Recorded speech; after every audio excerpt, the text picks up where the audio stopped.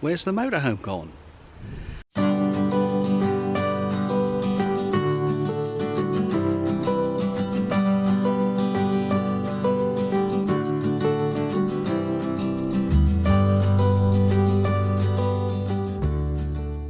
I know what you're thinking, where's the motorhome gone? Well, you will remember, if you watched my previous videos, that we had a mysterious engine problem which brought the check engine light on.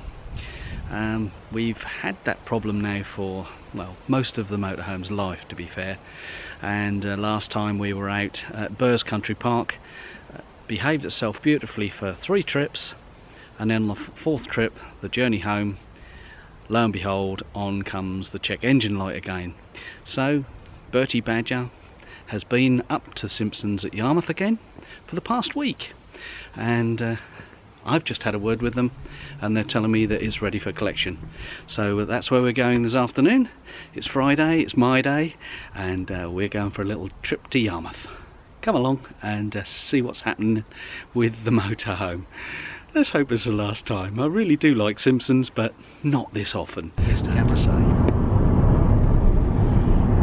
Well, we're roaring along the A12, heading north, and I'm riding shotgun. Here's my driver. You right here, Joe? He's alright. Concentrating on the road, isn't he, mate?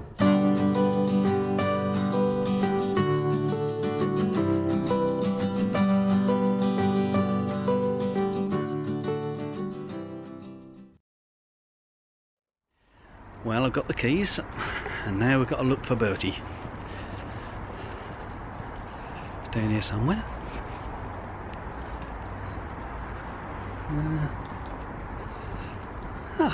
Didn't even recognise it. And there we are. Look at that, look. If I press the key, there we go. Press the right key, and we get in. Well, we're back home again, and it's about 6:15, dark, and no time tonight to get any of the little jobs done. So Saturday tomorrow, I know what I'm going to be doing, sorting things out, putting things back in, and I'll talk to you then. So have a good evening. See you in the morning. Well, good morning. We're back outside. I've just been on a little trip and seen my friend Paul Sharman. Now, he owns Sharman's Caravans, just half a mile away, and let me show you what I've been and bought. I know we're not a caravan. He owns the Luna franchise for Suffolk, and I always go there for my bits and pieces, have done for years. But I've got a bottle of propane. Let me just get it out of the car. There we go. Propane and Elson Blue, and come along with me and I'll show you what I do with my gas. Now, my gas cupboard is down on the near side of the van here, and takes 2 hands to open it, so I'm just going to do that. Now, as you can see, that's quite a sizable door, and it's lockable. Always keep that locked. And inside here is a bit of a wet locker, really. As you can see, it's more things than just the gas, so I'll get one of the 2 of those items out. Okay, so I've emptied out the electric cables, which is pretty much the only other thing I keep in here apart from a length of waste pipe, the gas bottle area. I've already disconnected this pipe, which in the business is known as the pigtail, don't ask me why, and that is connected up the top there to the gas regulator, which reduces the pressure of the gas going into the van from the bottles here. Now, I have propane rather than butane. Propane will run at colder temperatures. Butane in the blue bottles tends to dry up once the temperature gets below about 5 degrees. So winter time, that's pretty hopeless really. You need the red propane gas. The difference in price is negligible. It's very, well, it's pennies. This one is a 6 kilogram, what they call a Cala Light. It's made by Calagas, and it's a light aluminium bottle, predominantly for the caravan market to reduce nose weight on caravans. We've brought it with us in the motorhome since we changed and just kept it as a spare. So I have been connected up to that this morning, because this one, the 13 kilogram bottle, is now empty, and that's the one I'm going to replace. So fairly simple. Just have to undo the straps, these straps here and here, and what I usually find, because it's got a tall top on this bottle here, you can see just a tall neck as opposed to the shorter one that I've just purchased, I do have to take the small bottle out in order to get the larger one out, which is a bit of a palaver, but you only have to do it now and again. And whilst I'm getting both bottles out, I'm going to give the whole cabinet a wipe out, because as you can see, we're right behind the front wheel here, just along there, and it does tend to pick up you know, a bit of muck and dust from when you're driving along. Okay, so we're almost ready now to put the pigtail back onto the large bottle, and I've turned it so that the opening to the top of the gas bottle is facing in the right direction, and I've strapped it in so that it's secure and doesn't move about while you're driving along. So that's the first thing. You'll notice that the thread on the aperture here is a normal sort of screw fit. This little bung is just there for transport purposes. Usually just check that the gas is off before I undo that, but it almost certainly is. Once you've undone that, just tuck it out of the way. You can then get the brass fitting here and offer it in to the bottle. Now you need to keep this little button here accessible, because that's going to be like a bleed valve, so it allows air to come out and gas to pass through the pipe. And the other thing that you'll notice is that if you try and screw this in the normal way with a clockwise motion, you'll never get a thread, because in their wisdom the gas fitters have made it an anti-clockwise thread. So if you turn it in an anti-clockwise direction, and I'm hoping that this will work while I'm one-handed here, and that will actually start to bite, and you can hand tighten it to start with into position, and that's almost there now.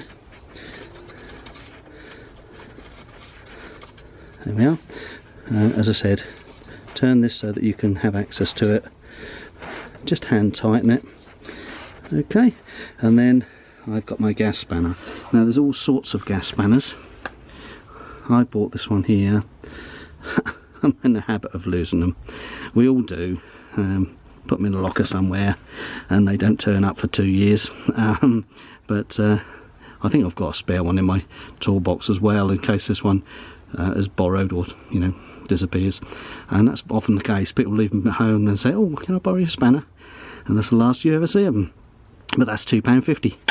And I put a electric cable tie around it, which allows me to just hang that over the top of the gas valve there, and that lays there all the time and is ready for me when I next need it in the middle of the night, which usually is the case. So don't forget to give that a nice firm turn and lock that into position, and also with a pair of pipe grips it's always worth just checking the connection at the other end on the top of the regulator.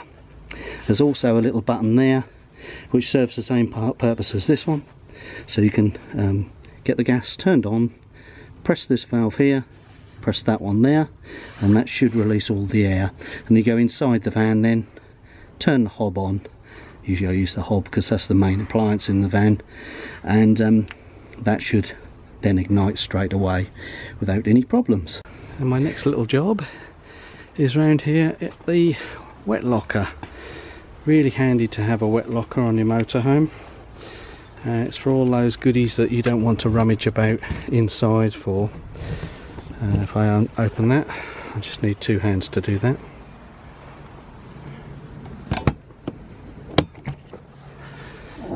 And you can see we carry all sorts of things that we might need to keep those little maintenance jobs going. The usual WD-40, good for everything really. even a little spot of cleaning. Pink fluid for the toilet, some tank fresh just to keep the grey water tank smelling fresh, the usual Ellison blue, and I always carry some of the organic as well. That's about half full now. I've used some of that this season. I just like to save a little bit of money, as you do each season.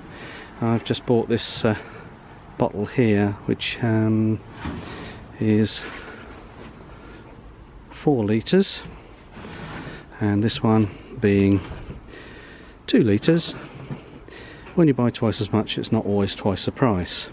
So although this has got a little bit left in there, I'm going to decant some from here into here, leave this bigger one in the garage, and take the 2 litres with me.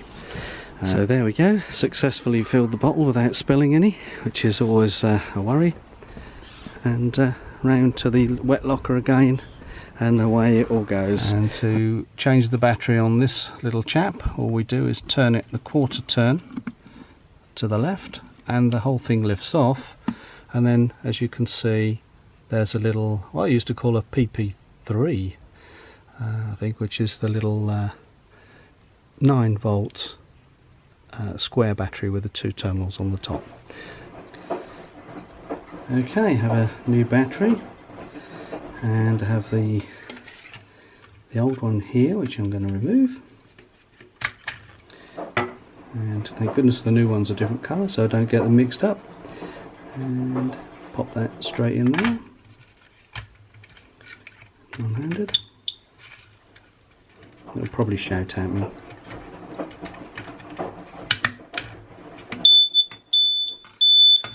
Yes, I thought so.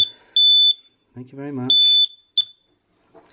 There we are, and now that's ready to go. One of the other hazards that we have in a motorhome is that the back wheel there and the back of the vehicle has what we call an overhang. There's a good 2 metres here over the back of the van. As you can see, it's quite a long vehicle. We're running at about 7.77 metres according to the manufacturer. I reckon it's 7.8 if you include the bike rack on the back. Hence I have a little warning triangle or warning square on the back just to give extra visibility. But what happens is when you're turning to the right, your back end tends to swing to the left. You have to watch out for the odd cyclist and the odd chain link fence, which I didn't do yesterday, and I've just clipped a chain link fence. As you can see, there's 1 or 2 scratch marks there. I've just run my hand over them, and they don't appear to be grazed the GRP rear panel, but they do look ugly. And also down at the bottom here, I've just caught where it sticks out a little bit. I've caught there's a little chafe mark there. I'm going to have a go at that with my trusty Fenwick's black streak remover. Might not be quite strong enough, that compound, but it's quite a good concentrate. I'll squirt it on, leave it for a few minutes, and then go at it with a nice soft cloth, and I'll come back to you with the results. Well, that is quite remarkable. Fenwick's black streak remover 1, chain link fence 0, and even managed to get the marks off on the bottom here. As you can see, there's a bit of a shine. As you can see, there's nothing at all there now. It's just a complete success. Now, one of the things about the Fiat Ducato cab, lovely feature, is these blinds. Now, I've got the side blinds pulled across and the windscreen blinds half across. They meet in the middle normally, as you can see there. What I've not got is somewhere to put my mobile phone. Now, I don't use my mobile phone when I'm driving. It has Bluetooth, and we can connect to the phone via the steering wheel controls here if we need to, by just pressing the steering wheel control and the volume up and down. However, it's nice to know where your phone is on the dashboard if you need it, or as soon as you get to site. Now, there is a little pocket down here, which I think you can just about see, next to the cup holders, where you can tuck your mobile phone. And we also have, when driving along, this extended with a tablet in, and this little chap here comes up, a tablet fits in there, and we can have Google Maps running away, keeping touch with where we are as we're driving. I've bought this little gadget here from, as you probably just saw, from eBay. It was £4, free postage. I thought, well, it's worth a gamble at £4. It has a sticky sucker, which is, I've just put one in the Mini just the same. The difficulty is here is that you can't put it on the windscreen or the side window, because the side window here has blinds rather like on the other side.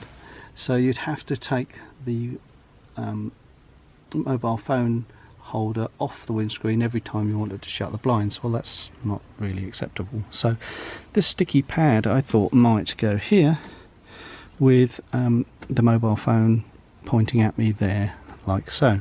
I'm just going to try and adhere that to the dashboard. It is adjustable, it's bendy, and it extends as well with an extra reach if I need it closer to me.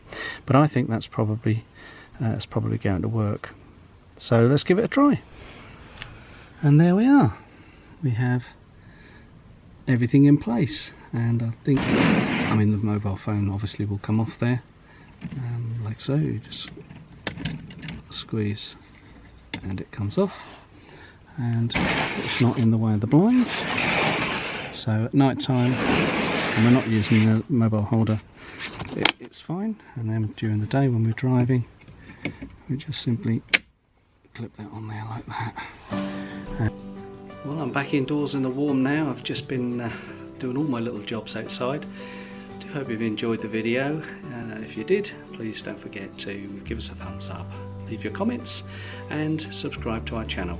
We're off to Scotland in about 10 days time, so make sure you don't miss a thing. We'll see you there. Bye now.